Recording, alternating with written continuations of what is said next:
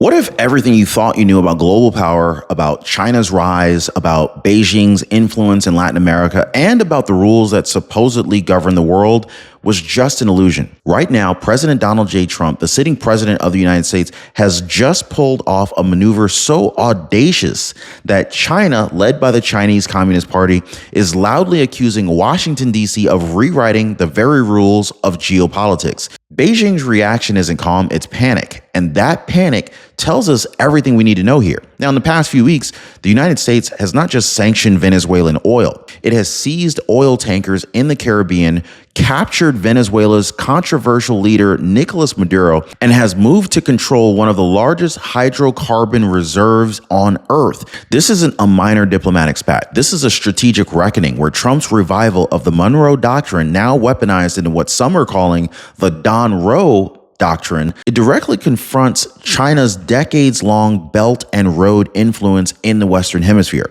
And the question that we have to ask today is a question that will shock you, and it's this. Has the global balance of power just shifted right under our feet, with China's playbook completely exposed while Trump rewrites the rules of global engagement? Be sure to drop a like for the video and subscribe to the channel to show your support. When people hear the phrase China has completely crumbled, they immediately think markets, GDP, or maybe even factories that are shutting down. But that's not what's actually happening here. This collapse isn't economic, it's strategic. And that distinction matters. China, under the control of the Chinese Communist Party, doesn't build power through open confrontation. It builds power through quiet access to resources, trade routes, oil, ports, and even political influence that most people never even notice. Now, here's the part that most people are missing. Donald J. Trump didn't challenge China head on in Asia. He didn't start a global war. He didn't start World War III. But instead, the United States boxed China in regionally, cutting off leverage points that Beijing assumed were untouchable. That's why the reaction from China wasn't calm or measured. It was loud, it was emotional, it was accusatory.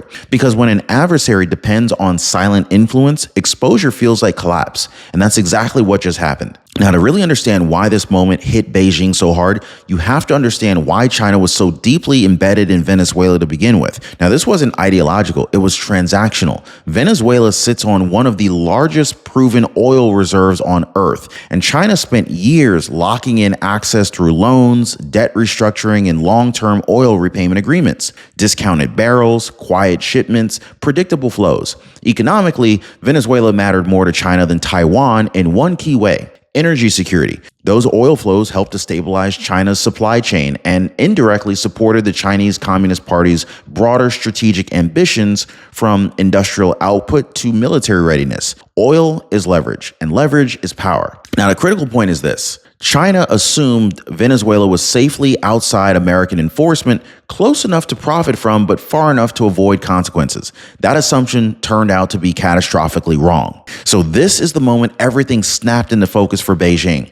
When President Donald J. Trump moved on Venezuelan oil, it wasn't slow, cautious, or buried in diplomatic language. It was fast, unilateral, and most importantly, it was executed at market price, which completely destroyed China's quiet advantage. Now, for years, China depended on discounted barrels and opaque arrangements that kept leverage hidden. Trump ripped that vein right off in one move. Now, that shock is exactly why the response from China sounded less like diplomacy and more like outrage. This wasn't a warning shot, it was a realization. The rules that they thought were permanent were gone, replaced instantly. And once the United States demonstrated that it could control where the oil goes, who sells it, and who benefits from it, Beijing understood something far worse. It wasn't symbolic, it was operational. They weren't angry because of the oil alone. They were angry because the playbook stopped working. And once a strategy loses surprise, it collapses fast. This is exactly how most people get hurt in their own lives. Not by some dramatic collapse, but quietly in ways that they don't even see. Every dollar you overpay goes somewhere, and it's not back to you. When it comes to Medicare, a bad plan doesn't feel bad right away. It feels fine until the bills show up, co-pays, co-insurance, coverage gaps, and by the time you realize what happened, the insurance company already won. This is why I partner with Chapter. They don't sell you hype. They actually optimize your Medicare coverage so you're not quietly bleeding money year after year without knowing it. They look at what you have, what you're paying, and what you're exposed to before it costs you. Now, most people, they're not guessing anymore. They're dialing the phone number right down below, 909-563-8279, or they're clicking the link in the description down below to go to askchapter.org/Ron to get it checked. This is a totally free service. You have everything to gain and nothing to lose, because losing money quietly is still losing. So this is where it gets worse for Beijing. What Trump is doing isn't a revival of the Donrow Doctrine as a warning, it's an upgrade into enforcement.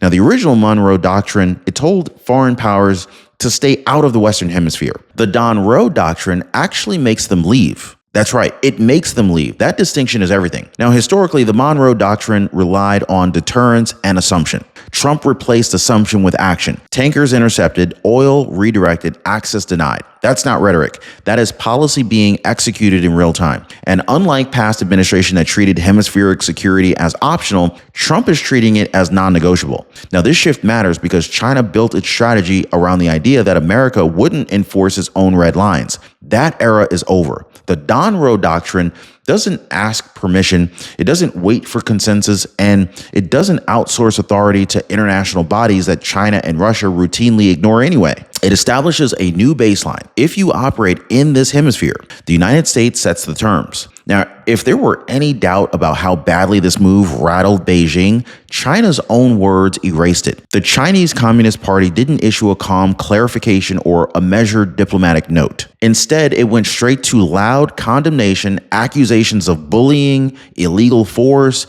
and violations of sovereignty. Now, that kind of language isn't strategic, it's reactive. Authoritarian systems don't protest publicly unless they've been caught off balance. When they're prepared, they work quietly behind the scenes. When they're exposed, they shout. And this is exactly what just happened here. China wasn't signaling strength, it was signaling loss of control. The outrage wasn't meant for Washington, it was meant for domestic audiences and foreign partners who suddenly realized China couldn't protect its interest in the Western Hemisphere anymore. They weren't warning the United States, they were panicking about what this precedent means next. So this is where the conversation shifts, because critics immediately fell back on international law.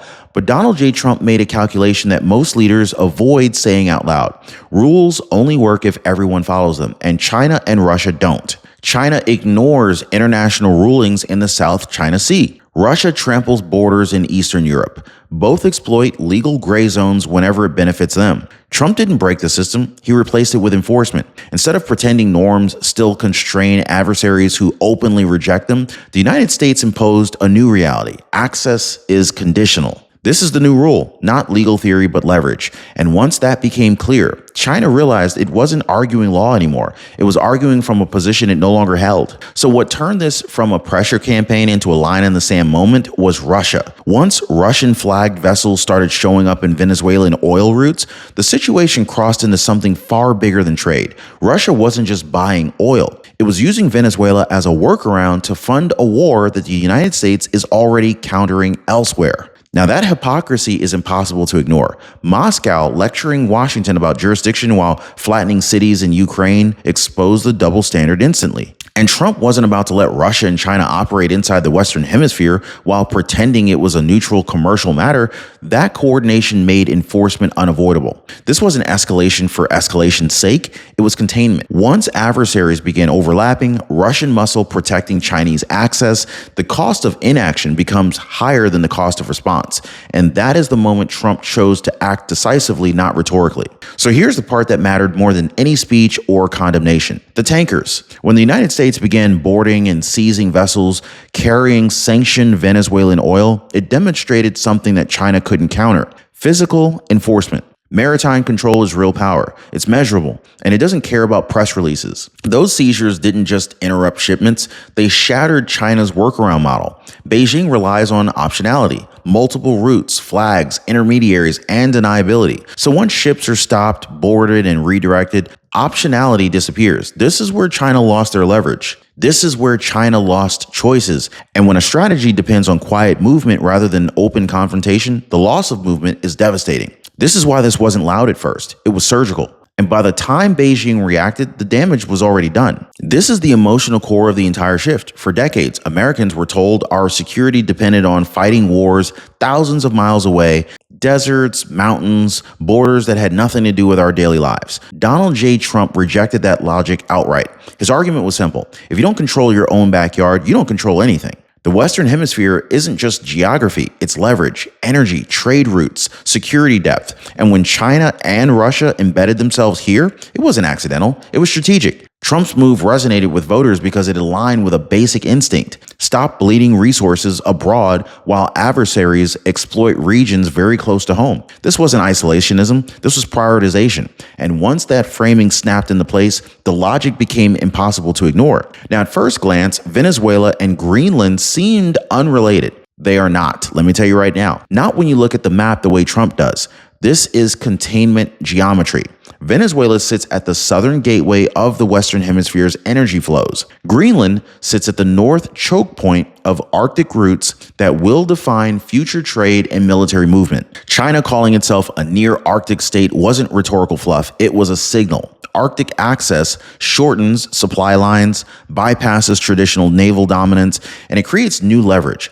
Trump's interest in Greenland wasn't expansionism, it was denial of access. Control the edges, and the center stabilizes. This is hemispheric logic extending north. Same doctrine, same enforcement mindset, different terrain, and once you see it this way, it becomes very clear. This is not improvisation, it's a connected strategy. Be sure to drop a like for the video and subscribe to show your support. We'll see you next time.